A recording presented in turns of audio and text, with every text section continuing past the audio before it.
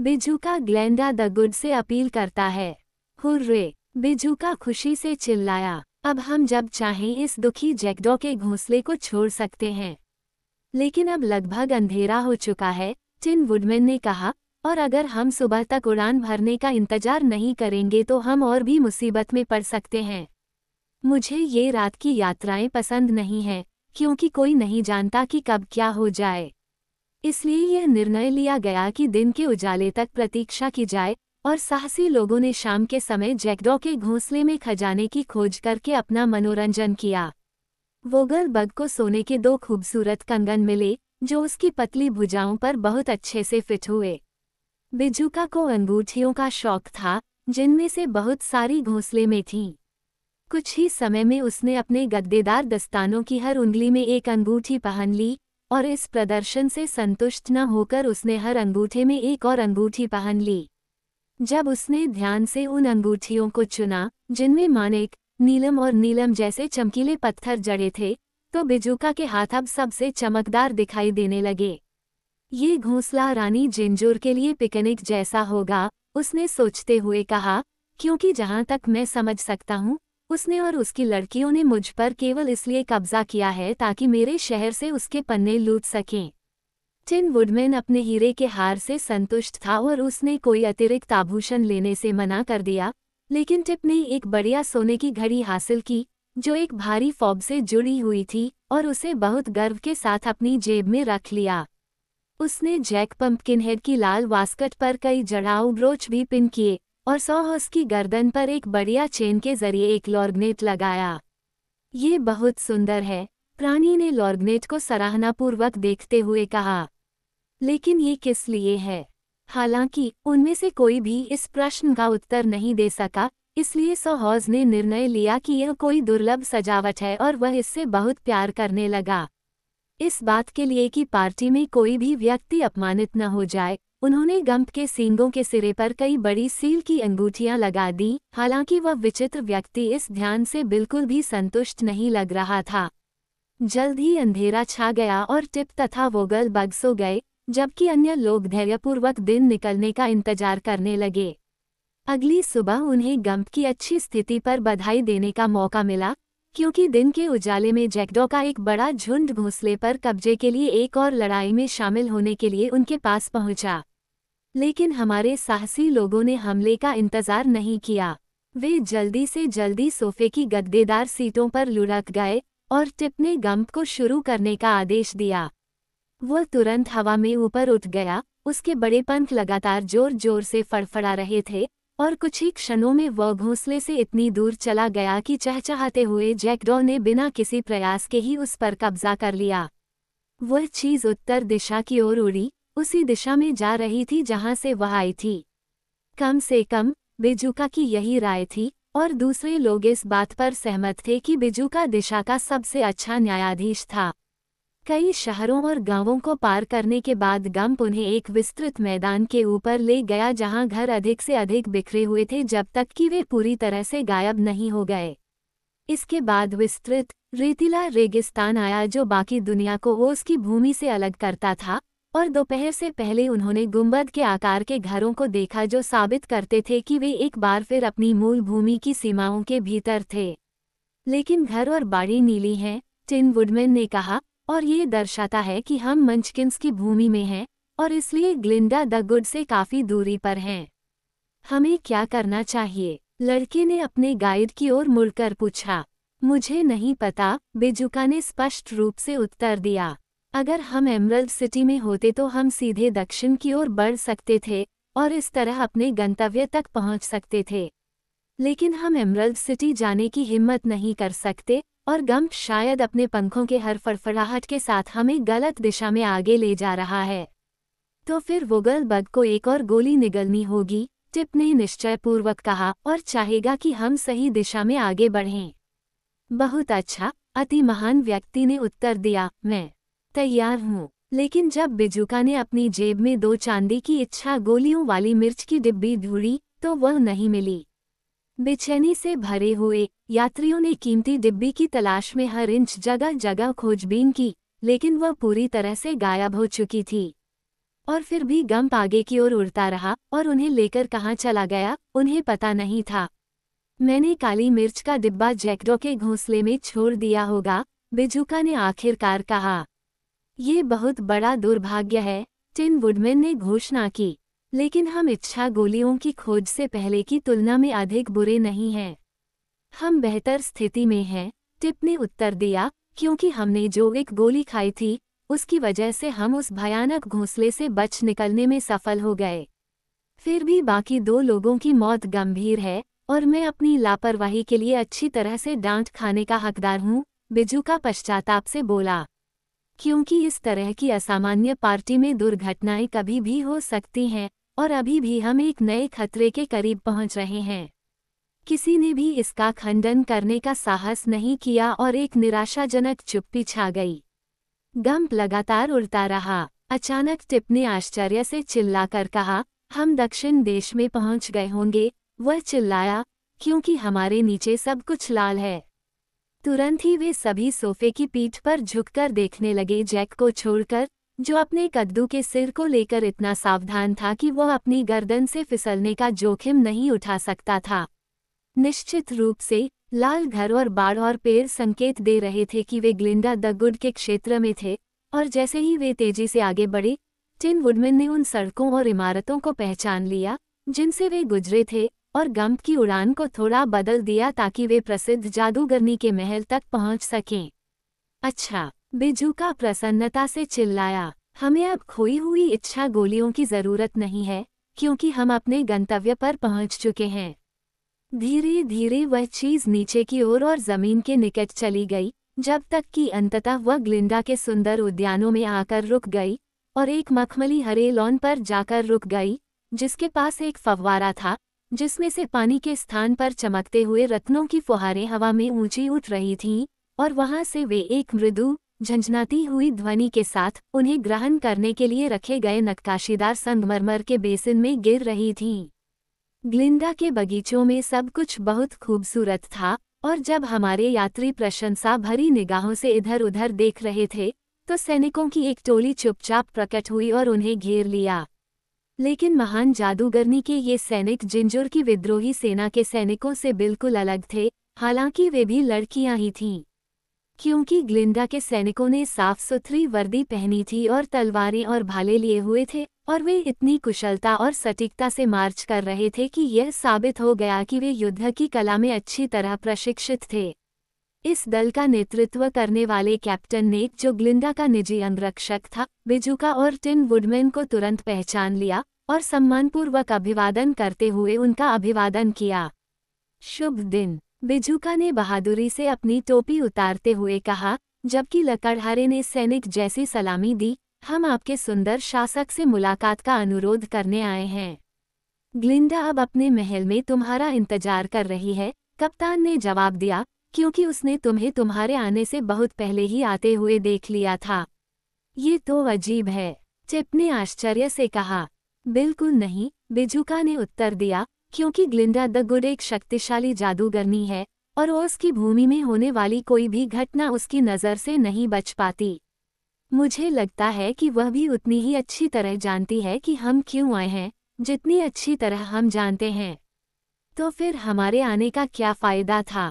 Jack ने मूर्खतापूर्ण ढंग से पूछा।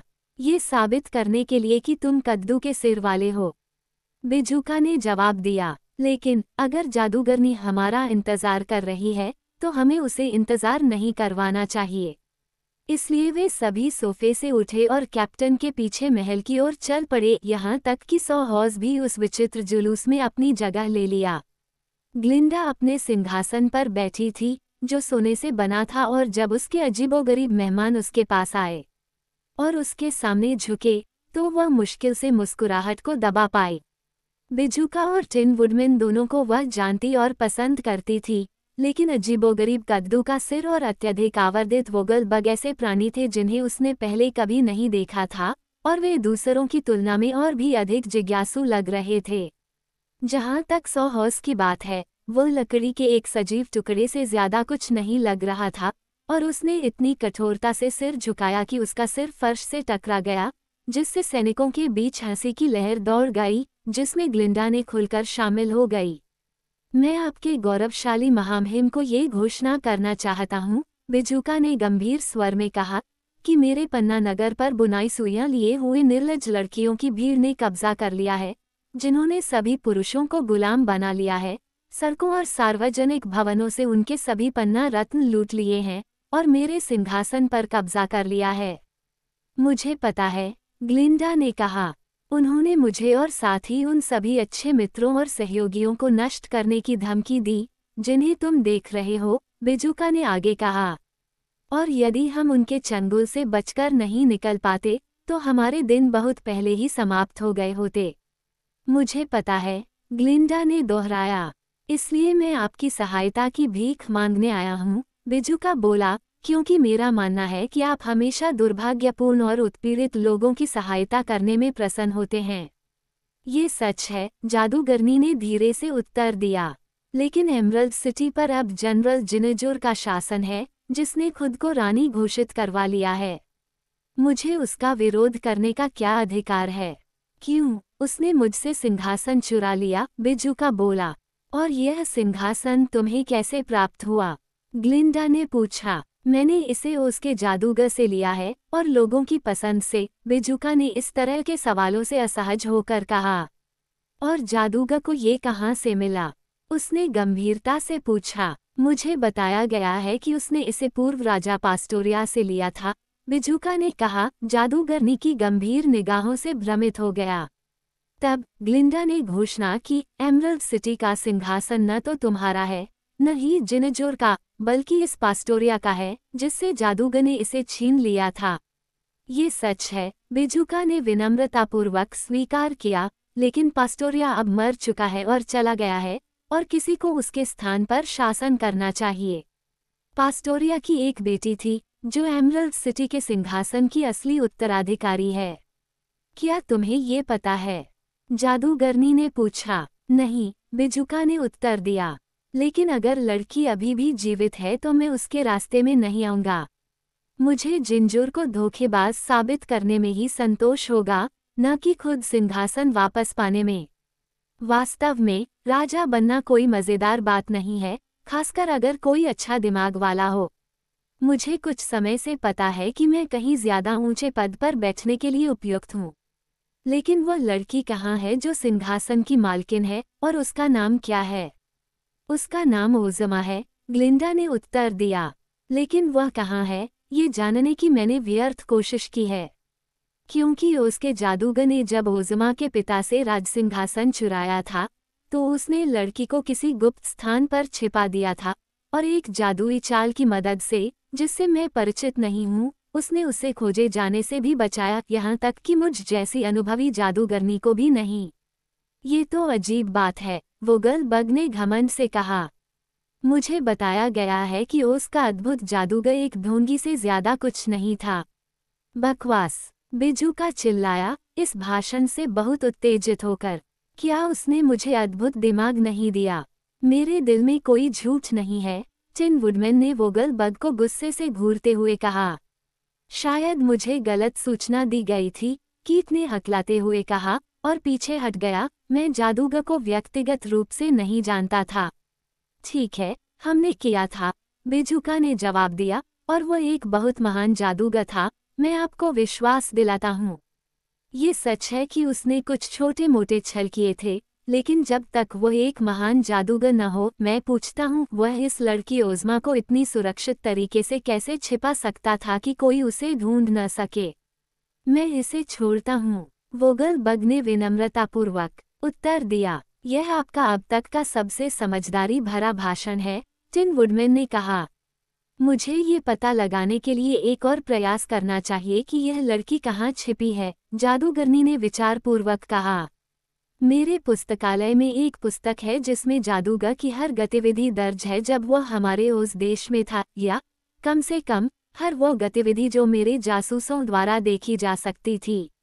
मैं आज रात इस पुस्तक को ध्यान से पढ़ूंगी और उन कार्यों को अलग करने की कोशिश करूंगी जो हमें खोई हुई ओज़मा को खोजने में मार्गदर्शन कर सकते हैं। इस बीच कृपया मेरे महल में मनोरंजन करें और मेरे सेवकों को ऐसे आदेश दें जैसे वे आपके अपने हों। मैं कल आपको फिर से देखने का मौका दूंगी। इस शालीन भाषण के साथ ग्लिंडा ने साहसी लोगों को विदा किया और वे सुंदर बगीचों में घूमने चले गए, जहां उन्होंने कई घंटे उन सभी रमणीय चीजों का आनंद लेते हुए बिताए जिनसे सदलैंड की रानी ने अपने शाही महल को घेर रखा था। अगली सुबह वे फिर ग्लिंडा के सामने उपस्थित हुए, जिन्होंने उनसे कहा, मैंने जादूगर के कार्यों के अभिलेखों की सावधानीपूर्वक खोज की है और उनमें से मुझे केवल 3 ही ऐसे मिले हैं जो संदिग्ध प्रतीत होते हैं। उसने चाकू से फलियां खाईं, बूढ़ी मोम्बी से 3 बार गुप्त मुलाकात की और अपने बाएं पैर से थोड़ा लंगड़ाता था। यह आखिरी बात तो निश्चित रूप से संदिग्ध है, कद्दू सिर ने कहा। जरूरी नहीं, बिजुका बोला। हो सकता है उसे मक्के हो गए हों। अब मुझे लगता है कि उसका चाकू से फलियां खाना ज्यादा संदिग्ध है। शायद यह ओमाहा का एक विनम्र रिवाज है, जिस महान देश से जादूगर मूल रूप से आया था, टिन वुडमैन ने सुझाव दिया। ये हो सकता है, बिजुका ने स्वीकार किया। लेकिन क्यों? ग्लिंडा ने पूछा। उसने पुरानी मोम्बी से 3 बार गुप्त मुलाकात की। क्यों? सचमुच? वोगल बग ने प्रभावशाली ढंग से कहा। हम जानते हैं कि जादूगर ने बूढ़ी औरत को जादू की अपनी कई तरकीबें सिखाई थीं, ग्लिंडा ने आगे कहा, और अगर उसने किसी तरह से उसकी मदद नहीं की होती तो वह ऐसा नहीं करता। इसलिए हम अच्छे कारण से संदेह कर सकते हैं कि मोम्बी ने लड़की ओज़मा को छिपाने में उसकी मदद की थी, जो एमरल्ड सिटी के सिंहासन की असली उत्तराधिकारी थी और हड़पने वाले के लिए लगातार खतरा थी। क्योंकि अगर लोगों को पता चल जाता कि वह जीवित है, तो वे तुरंत उसे अपनी रानी बना लेते और उसे उसका सही पद वापस दिला देते। एक बढ़िया तर्क, बिजुका चिल्लाया। मुझे कोई संदेह नहीं है कि मोम्बी इस दुष्ट व्यवसाय में शामिल था। लेकिन ये जानकारी हमारी क्या मदद करेगी? हमें मोम्बी को ढूंढना होगा, ग्लिंडा ने जवाब दिया, और उससे ये बताने के लिए मजबूर करना होगा कि लड़की कहाँ छिपी है। टिप ने कहा, मोम्बी अब एमरल्ड सिटी में रानी जिनजुर के साथ है। ये वही थी जिसने हमारे रास्ते में इतनी सारी बाधाएं डाली और जिनजुर को मेरे दोस्तों को नष्ट करने और मुझे पुरानी चुड़ैल की शक्ति में वापस देने की धमकी दी। फिर ग्लिंडा ने फैसला किया, मैं अपनी सेना के साथ एमरल्ड सिटी तक मार्च करूंगी और मोम्बी को बंदी बना लूंगी। उसके बाद शायद हम उसे ओज़मा के बारे में सच बताने के लिए मजबूर कर सकें। वह एक भयानक बूढ़ी औरत है। टिप ने मोम्बी की काली केतली के बारे में सोचकर कांपते हुए कहा, और जिद्दी भी है। मैं स्वयं बहुत जिद्दी हूँ, जादूगरनी ने मीठी मुस्कान के साथ कहा। इसलिए मुझे मोम्बी से जरा भी डर नहीं है। आज मैं सभी आवश्यक तैयारियां करूंगी और हम कल भोर में एमरल्ड सिटी पर चढ़ाई करेंगे।